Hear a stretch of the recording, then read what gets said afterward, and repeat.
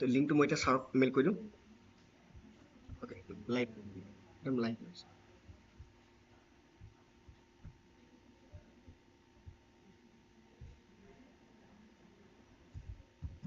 ঠিক আছে।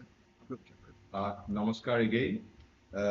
In the first session, we have discussed the distinctive character of Indian civilization. Now we will move on to the role of religion and philosophy in West. To understand the role of religion and philosophy in the West, we have to first discuss two views of life. Two views of life. We have two views of life. First one is the spiritual and religio-philosophical view of life and the government of civilization by its ideas and motives. This is the first view of life. One kind of view of life. What is that? The spiritual and religio-philosophical view of life and the government of civilization by its ideas and motives, number one. And the second way of life is rationalistic and external view of life. Rationalistic and external view of life and the satisfaction of the vital being. Vital being means, it's a technical term, vital being means desires, our desires. You can all understand the satisfaction of vital being means satisfaction of our desires. Governed by whom? Governed by the intellectual and practical reason. So this is the second view of life. First one is spiritual and religio-philosophical view of life. Government of civilization by its ideas and motives. This is the first kind of way of life. And the second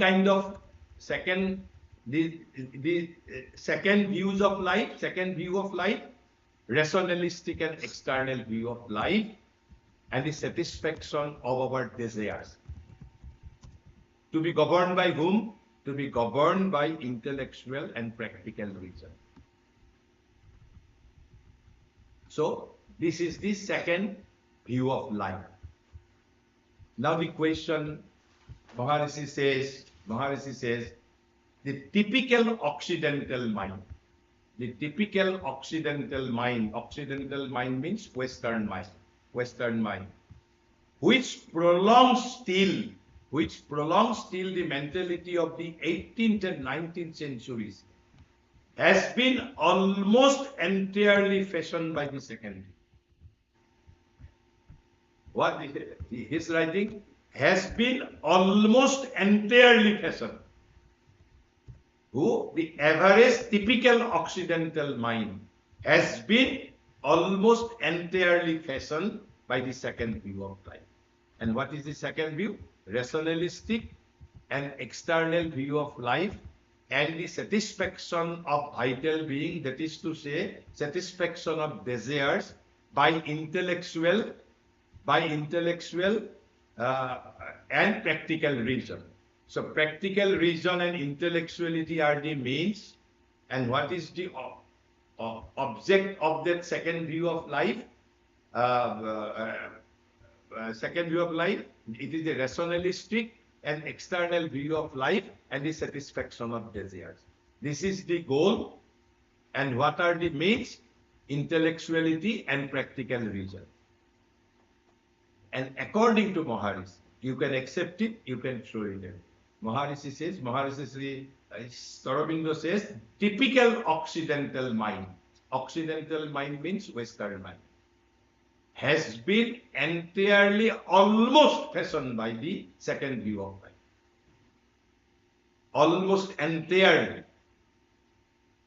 So this is first we have to keep in our view. It is Occidental mind is never or not guided by any sort of spirituality or a views of life which looks at our inner life. So it is rationalistic, external view of life satisfaction of desires through intellectual and practical reason. This is the second view of life. But which is the best for humanity? It is for you to decide. But these are the two views of life. One is India, one is Occident. And then Western attitude to life. I will be discussing the Western concepts. Its attitude to life, it means West. Its attitude to life has never been governed according to Maharishi. You can accept it, you can reject it, according to his observation. Its attitude to life has never been governed by a philosophic conception of existence. But whereas in India, in Indian civilization, religion and philosophy have led everything. Religion made enlightened by philosophy, philosophy made dynamic by religion. But in West, their life has never been governed by philosophic conception of existence. Except there is only there is a little exception. Except during a brief period of Greco-Roman culture, when the combined Greek and Roman culture was dominating the West. During that time, to a little extent, West might have been governed by philosophic idea of life. Might have been. And then only in a small class of thinking and highly cultivated minds. But in India, Puran, the Puranic movement has transformed spirituality into a mass movement. You can discuss spirituality, which our Indian elite cannot understand, but our uneducated Indians can interact with you. If you can even in the midst of a street, if you can discuss about the idea of soul, you'll be surprised. Even a rickshaw may come and join with you. And it's all credit goes to the Puranic movement. Purans have made spirituality as a mass movement in India. All credit goes to Vaishnavism and the Bhakti Dharma. Bhakti Dharma, all credit. Upanishad cannot claim it. Even Ved cannot claim it. It is the Bhakti Dharma and the Vaishnavite movements. But whether it is Puran, whether it is Gita, whether it is Upanishad, everything in India is ultimately based on Ved and Upanishads. So, its attitude to life means the attitude of West has never been governed by a philosophic conception of existence except during a brief period of Greco-Roman culture. And that too only in a small class of thinking and highly cultured minds. Ordinary average Occidental mind was never been influenced or governed by any sort of philosophical thinking. And always it is dominated by what? By the environmental necessity and the practical reason. So this is the characteristics with the Occidental mind. Environmental necessities means the necessities of our mundane life. Practical necessities. Ahar, nidra, mithun. Practical necessities. So always West is dominated by environmental necessities and practical reason. Environmental necessities and practical reason.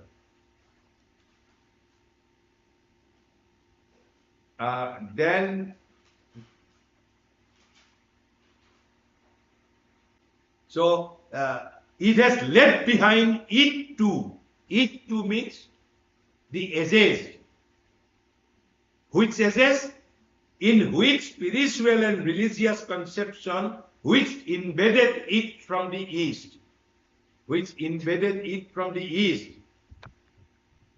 strove to impose themselves on the vitalistic and rational tendency. Vitalistic means again our desire self. Vitalistic means it is the English synonyms for the Indian word pran. That is, mon means mind, sharir means physical, pran means vital. In English, somewhere it is called life, somewhere it is called vital.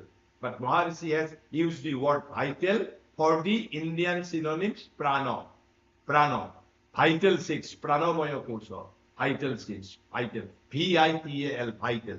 And vital means our desire self. It is our life energy as well as our desire self. So it has largely rejected them. It means the Occidental mind, average Western people. It has largely rejected them. Rejected them means the spiritual and religious conception which invaded it from the East. It has largely rejected them or thrust them into a corner. So this is another peculiarity with the West. And then what is the religion of the West? This is so far the philosophy of West.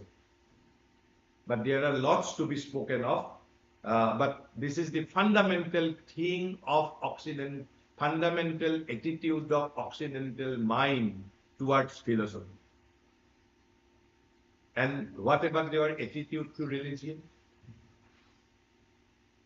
Maharishi says, its religion is the religion of life.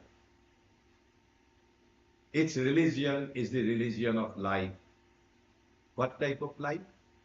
A religion of art and of terrestrial humanity. An ideal of intellectual growth, vital efficiency, physical health and enjoyment, and a rational social order. They have gone to this state only. They have no idea of transcendental divinity, etc. These are their highest ideal, from the lowest to the highest. If you can, we can put it in other words. Human journey is a journey from Nara to Narottam. Narottam means best man. To become Narottam is the highest ideal envisaged by the West. But for India, to become Narottam is not our highest goal. You are astonished. Becoming Narottam is not goal for India? Yes. Becoming Narottam is our means only. We have started from Nara, we have to become Narottam, and eventually we have to become Narayan. This is the sense of asatu ma sat gamaya, tamasu ma jyotir gamaya, mrittur ma amritam gamaya. This amritam gamaya, the sense of amritam gamaya is nothing but becoming Narayan. And what is the sense of becoming Narayan? You are to transform your nature into divine nature. And this thing Gita has said in a single word. Verse number 10, chapter number 4. You will find a word, Mat Bhavam Agata. Mat Bhavam Agata. Attaining my nature of being. Mat Bhavam Agata. Verse number 10, chapter number 4. And this Mat Bhavam Agata is the Upanishadic utterance, Mritturma Amritam Gamaya. So to become Narottam for us is middle term. We have to become Narayan. This is the goal set by Indian philosophies for humanity. But in West, what is their ultimate aim? A religion of life, a religion of art and of terrestrial humanity, an ideal of intellectual growth. They can envisage a intellectual growth, not the intuitive growth. Intellectual growth, vital efficiency means satisfaction of desires. then physical health and enjoyment, and a rational social order. So everything has to be governed by the reason, practical reason. Then philosophy in West. Philosophy in West, Maharishi says, philosophy has been pursued in Europe with great and noble intellectual result by the highest minds. It is not that they have not studied philosophy. Philosophy has been pursued with great and noble intellectual results by the highest mind. But then there is a peculiar thing with them. Philosophy and religion in Indian culture. Philosophy and religion are the soul of Indian culture. Whereas in West, philosophy has been pursued by the highest mind. But it has been pursued, or it has been taken up as a pursuit apart from life. Apart from life means without having any regard to life. But philosophy and religion are the soul of Indian culture, inseparable from each other and interpenetrating. Religion cannot be separated from philosophy, and philosophy cannot be separated from religion. It is interpenetrative and inseparable. Inseparable as well as interpenetrative. So philosophy can penetrate into the religion, and religion can penetrate into the domain of philosophy. But in West, philosophy has been studied as a pursuit apart from life. It is not a dynamic thing, though it is a high and splendid thing, but ineffective.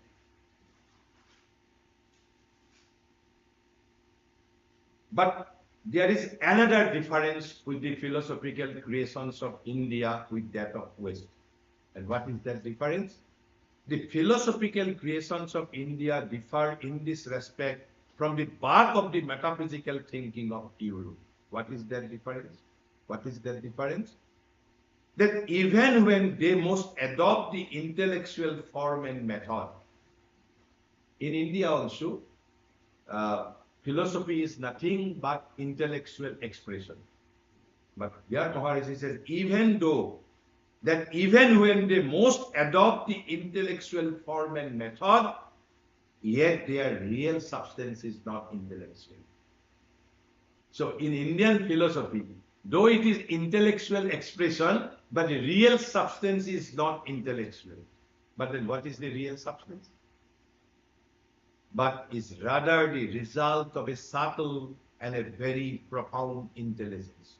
A result of a very subtle and profound intelligence, working on the staff of sight and spiritual experience. What is experienced is being expressed intellectually in writing, through writing.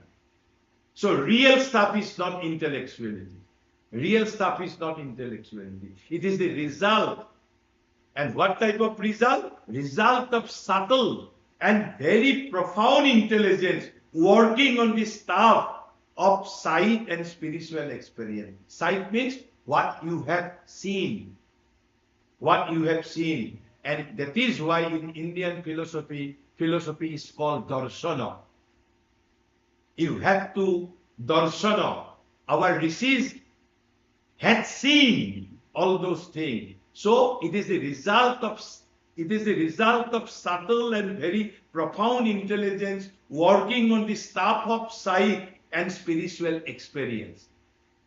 This is the result of constant unity India has preserved between philosophy, religion, and yoga. So what is the meaning of constant unity between philosophy, yoga, and the religion? Because what is experienced through yoga, what you have seen through your religious mind or spiritual mind, you have only expressed those things in intellectual terms, what is called philosophy in India. It is based on experience. It is based on experience. It is not something something which is derived from our brain, but it is the result of a profound intelligence working on subtle and very profound intelligence, working on the stuff of sight and spiritual experience. And that is why there is a continuity or constant unity between yoga, religion, and the philosophy. So what is experienced by religious mind is being practiced by yoga and is also expressed intellectually through writing. This is what is called philosophy. So it is the result of sight and spiritual experience. So and that is why the philosophy, so if you are asked what is philosophy in India, philosophy is the intuitive or intellectual presentation of the truth. It is intellectual presentation, but real stuff is not intellectual. But real stuff is, what is real stuff? Truth. And what type of truth?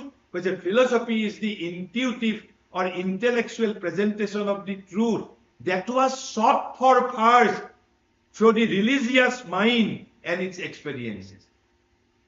So which was first sought for by the religious mind that has been expressed intellectually. That is called philosophy in India. And it is never satisfied by discovering truth to the idea. India was never satisfied with discovering the truth only to the idea and justifying it to the logical intelligence. Although that is admirably done. These two things have also taken care of. That it is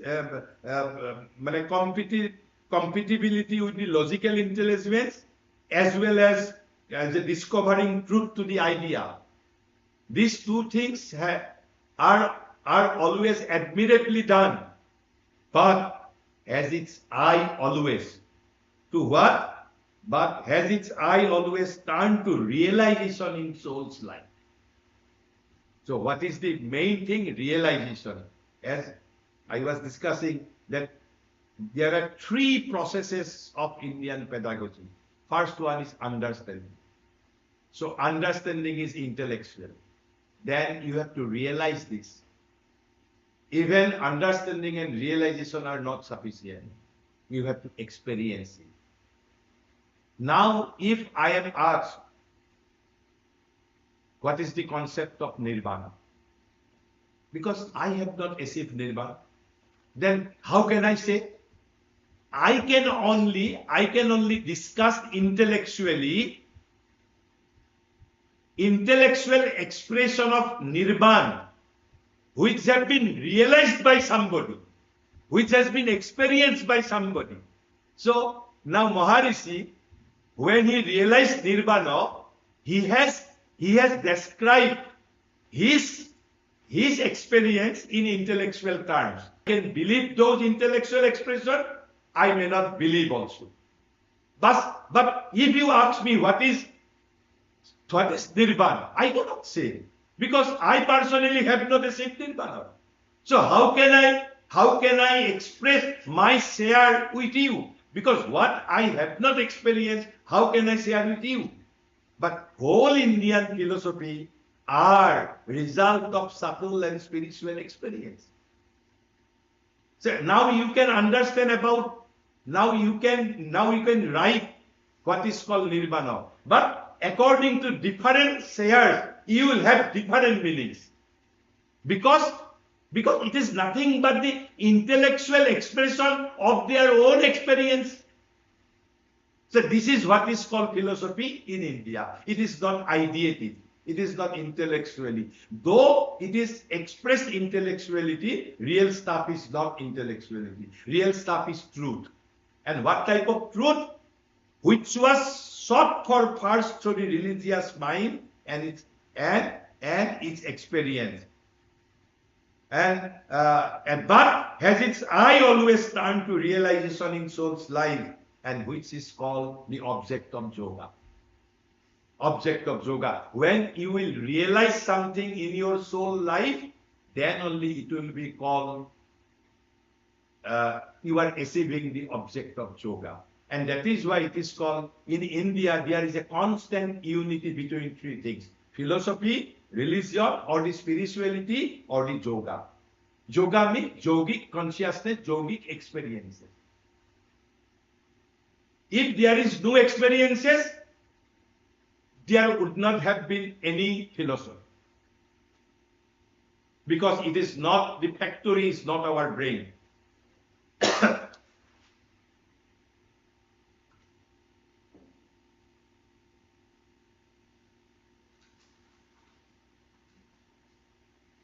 But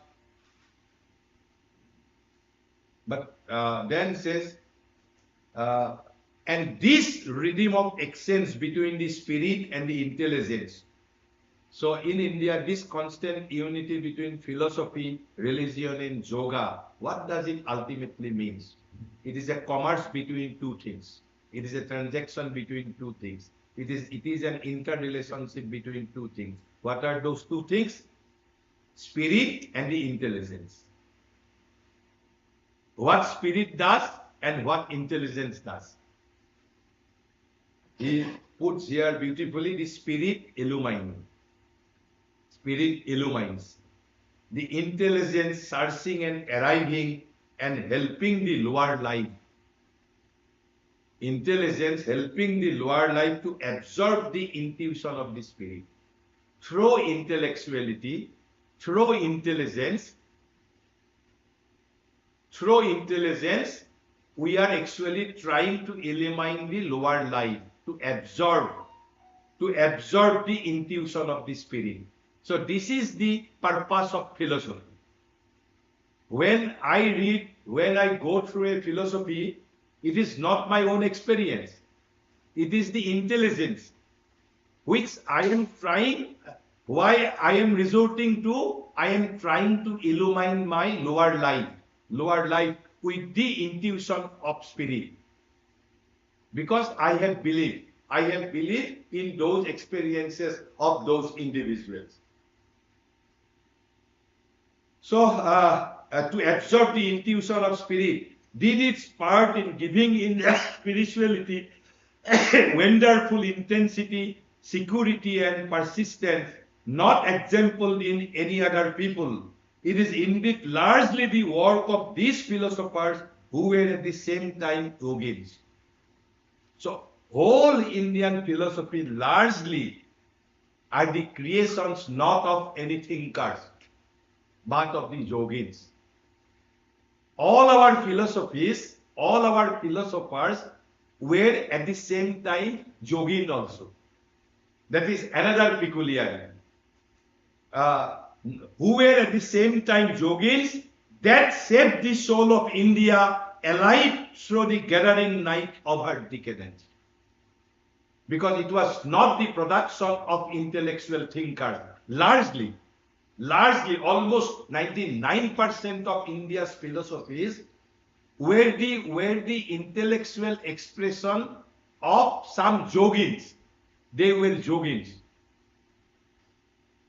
It is remarkable that while in India and China, though the modern China, it is not the case with the modern China, but still, once upon a time, in China also, philosophy and religion govern their life, but not now.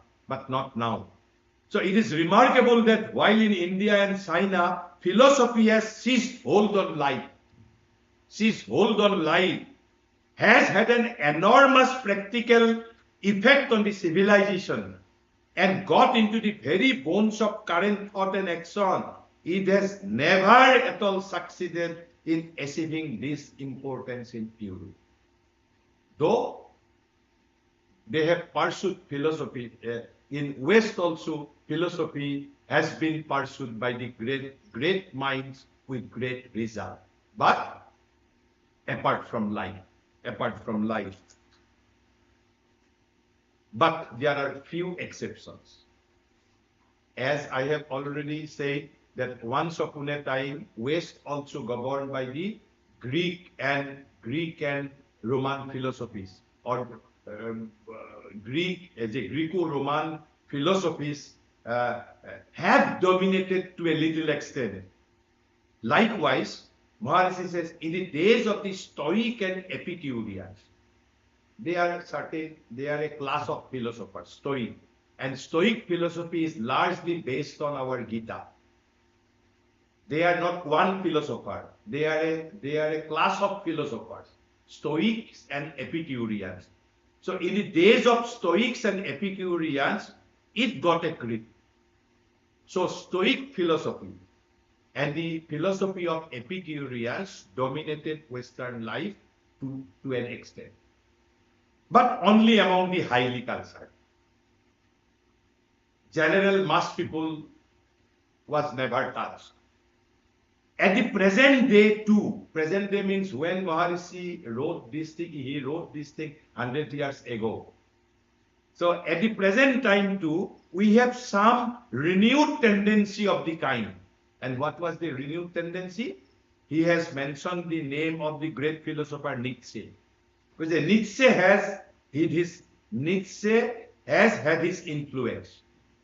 Certain French thinkers also in France, the philosophies of James and Bergson have attracted some amount of public interest. But it is a mere nothing.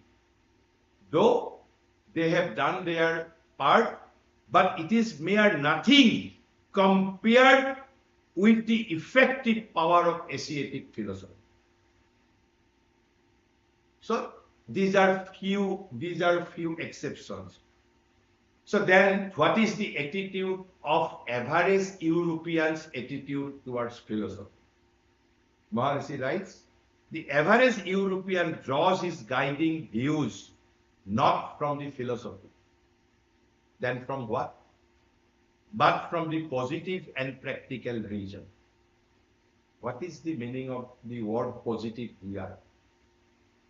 Positivism is a philosophy which dominates Western life. And what is positivism? Positivism is basically that they will accept only those things as truth which can be proved by things as truth. Suppose you love your mother. If I can prove contrary through logic, through reason, that you do not love your mother, according to positivism, they will not regard this fact as a truth. But you know personally it is a truth. That you love your mother, it is a hard reality for you. Irrespective of the fact whether it can be proved by your reason or by your sensual organ. But you know it is a truth. But they will not accept it as truth. Because it is not proved by reason, as well as it is not proved by your sensory organ, by your senses. This is what is called positivism. They focuses on the empirical truths. So this is what is called positivism. This positivism guides Western practically. So the average European draws his guiding views not from the philosophy, but from the positive and practical reason. So this is the first characteristics of average Western's attitudes to philosophy. They do not take guidance from the philosophy, unlike India. But whenever we need a guidance, we rather believe in Gita, we rather believe in Upanishads, we believe in our Dharma Shastra, but they do not believe. Why? They are rational. Why? It will be explained. Then the second characteristic, he does not absolutely disdain philosophy. Disdain means he does not absolutely condemn philosophy. He has his regard for philosophy, but considers it as a man-made illusion. He does not disdain philosophy. Average European does not condemn philosophy, but He considers philosophy as man-made illusion because the pursuit is apart from life. There is no relation with life. Then how he considers philosophy? Yet a rather nebulous, that is means very feeble, nebulous, remote, and ineffective kind of occupation, philosophy, which perhaps we Indians also started believing now. We have started believing now because we are practically dominated by the Western conception of life in our surface life. Actually, it is Western view of life. So they do not disdain philosophers, but they considers it as a man-made illusion. They considers it a nebulous, remote, ineffective kind of occupation. Then he honors the philosophers. It is not that he does not, he means average Western people. He does not have any regard for the philosophers. He honors the philosophers. But he puts their work on the highest shelf of the library of civilization. Highest shelf of the library of civilization. Not to be taken down.